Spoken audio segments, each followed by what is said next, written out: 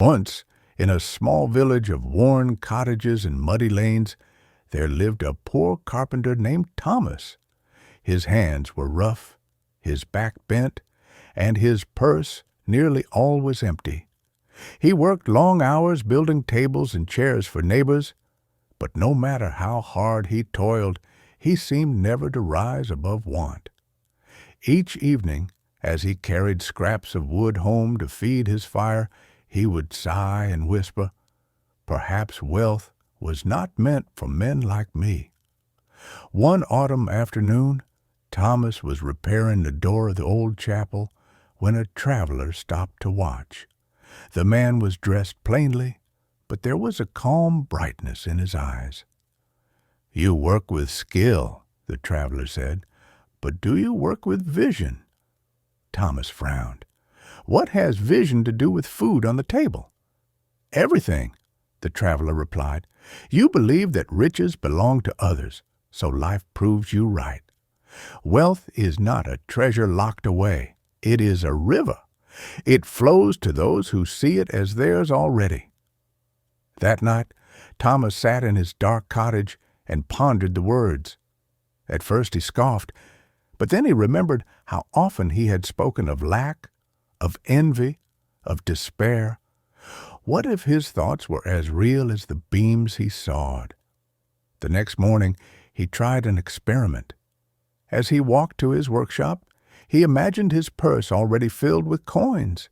He pictured customers smiling, his work valued, his life abundant. Though his shop was still bare, his heart carried a strange new warmth. In the days that followed, he practiced this quiet art. Each night before sleep, he gave thanks, not for scraps of wood and stale bread, but for the prosperity he felt was on its way. With each board he planed and nail he set, he worked as though building fine furniture for a palace. Soon changes appeared. Neighbors noticed the shine of his work and the joy with which he labored.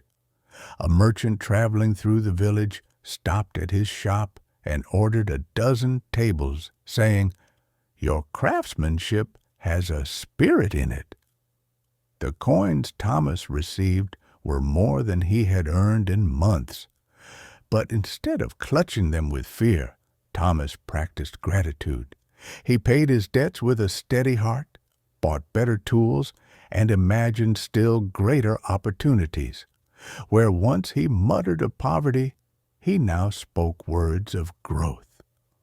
One spring morning, a wealthy landowner commissioned Thomas to furnish an entire estate. The job lasted months, brought him riches, and employed apprentices. The poor carpenter's cottage soon became a grand workshop, humming with saws, laughter, and hope. Years passed, and Thomas, once the poorest man in the village, became its benefactor. He built a school, repaired the chapel roof, and gave work to dozens of families. Yet when asked the secret of his fortune, he always said the same. "Poverty was in my thoughts before it was in my purse. Wealth came when I learned to see it, to believe in it, and to act in harmony with it. The river of abundance flows for all who think and work in the certain way." And so the carpenter, who once had nothing, discovered that riches are not accidents of fate, but harvests of the mind, planted in vision, watered with gratitude, and built with steady hands.